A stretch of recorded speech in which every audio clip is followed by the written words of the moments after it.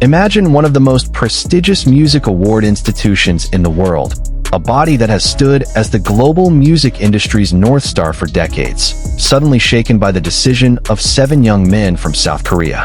Not a scandal, not personal controversy, just a short statement on Instagram that made the entire global music industry hold its breath. Yes, guys, today we're diving deep into the drama that's currently blowing up. BTS has officially boycotted the 2027 Grammy Awards.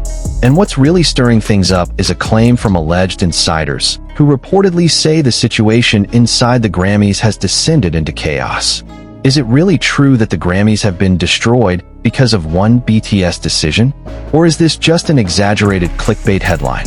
Stay tuned, because in this video we're going to break down fact by fact, from credible sources, so you don't just swallow raw gossip. Before we start, don't forget to subscribe and hit that notification bell, because this story is still developing and we'll keep you updated as things unfold. Okay, guys, before we get to the insider exposes the truth part, we need to understand the full timeline first, because this drama didn't come out of nowhere. Let's rewind to the middle of this year. The Recording Academy, the organization behind the Grammy Awards, announced something that initially sounded like good news: a new category called Best Asian Pop Music Performance. This category was introduced alongside 4 other new categories, and was officially meant to celebrate the depth and extraordinary growth of pop artistry coming out of Asia, including K-pop, J-pop, and C-pop. Sounds positive, right? But here's where the problem starts. Under the official rules, songs entering this category are required to make meaningful use of an Asian language in their lyrics. Here's the catch. BTS's latest comeback album, titled Erarang, released this past March after all 7 members completed their mandatory military service, features mostly English-language tracks on its lead singles. This includes their smash hit, Swim, which even hit #1 on the Billboard Hot 100. What does that mean? An album that marked the biggest opening week for a group album in more than a decade could potentially fail to qualify for the very Asian category supposedly created to celebrate artists like them. Ironic, isn't it? Then, on July 29th, all 7 BTS members, RM, Jin, Suga, jhope, Jimin, V, and Jungkook, posted the exact same statement on their individual Instagram accounts. In essence, they announced they would not be submitting their work for consideration at the 69th Grammy Awards, scheduled for February 7th, 2027. They expressed hope that music could be appreciated and loved for what it is, without being divided by region or language. They also thanked ARMY for always standing by them.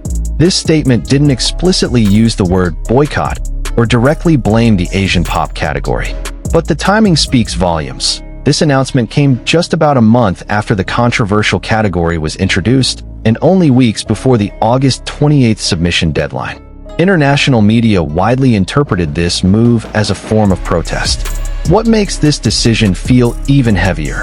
BTS has actually been nominated for Grammys 5 times throughout their career, including 3 consecutive nominations in the Best Pop Duo/Group Performance category for Dynamite, Butter, and My Universe with Coldplay.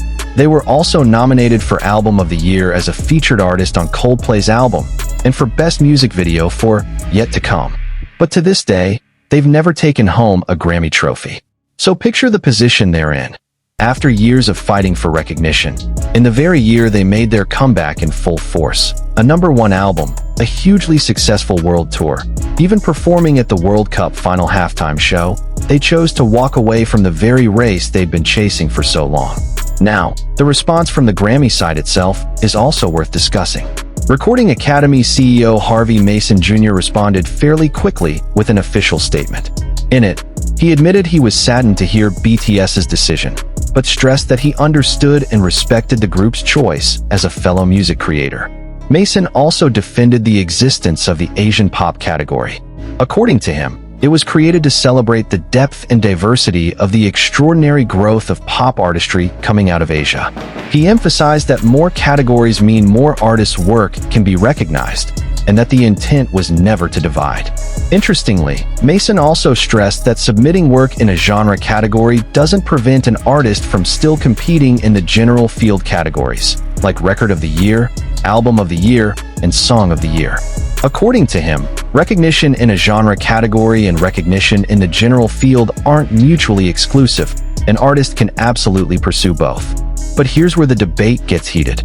Critics argue that, technically, the rule requiring the use of an Asian language effectively excludes English-language songs from Asian artists, including BTS's lead tracks on Arirang, from the very category meant to celebrate them.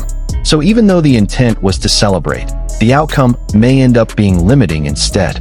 Okay, guys, now let's get to the part that's actually in this video's title. Claims about an insider who allegedly admitted the situation inside the Grammys has turned chaotic. I need to be really clear here. These claims are circulating widely within fan communities and international discussion forums, particularly ones originating from Korean community aggregation platforms. A few points that have emerged from those discussions include: first, there are allegations suggesting that from the start, the Grammys only wanted to capitalize on BTS's star power for the sake of their new category, without genuinely intending to give them equal recognition in the main categories.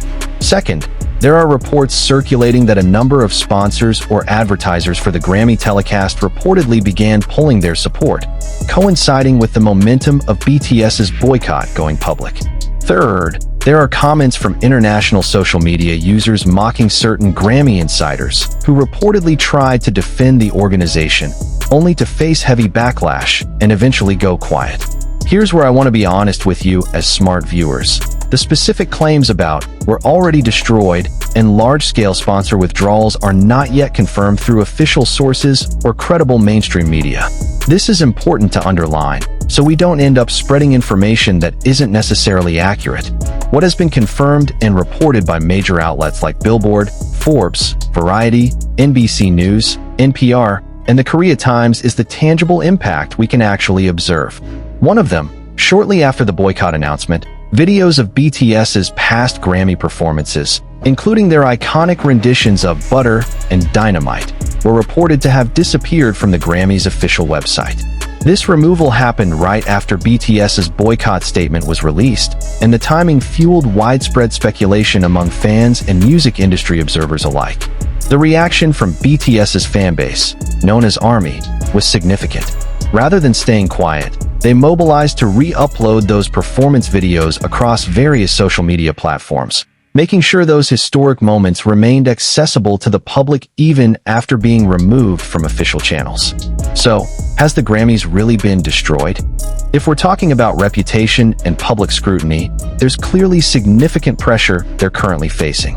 But as for the specific claim, "we're already destroyed," being a direct quote from an insider, that still sits in the realm of rumor that needs further verification. We'll keep monitoring how this develops. Now let's talk about why this move by BTS is seen as so significant by music industry observers. Jin Lee, an academic from the University of Southern California who focuses on pop culture studies, offered an interesting analysis. According to her, BTS's decision signals that they've reached a point in their career where they no longer feel the need to seek validation from Western institutions. This is such an important point to reflect on, guys. For years, the prevailing narrative has been, no matter how massive an Asian artist's success on the global stage, true validation only seemed legitimate once it was acknowledged by institutions like the Grammys. But with BTS choosing to step away right at the peak of their success, not during a career slump, the message they're sending becomes far more powerful. Interestingly, despite this decision earning widespread support, not many other major artists have openly joined BTS in boycotting the Grammys so far. Observers note that this doesn't necessarily mean the industry disagrees with BTS's stance. Rather, it shows just how much reputational capital and leverage is required to pull off a move this bold. Not every artist has that privilege. It's also worth noting BTS isn't the first act to decline Grammy consideration. Big names like Drake, The Weeknd, and Morgan Wallen have done something similar before, though usually triggered by different reasons, such as frustration over past nomination outcomes. What sets BTS's case apart is the context. This isn't about personal disappointment over results, but a critique of a category structure seen as potentially boxing artists into categories based on their region of origin. Now, this is the part one think is most important for you to understand, because this issue isn't actually an isolated case. Several observers have pointed out that this pattern has happened before.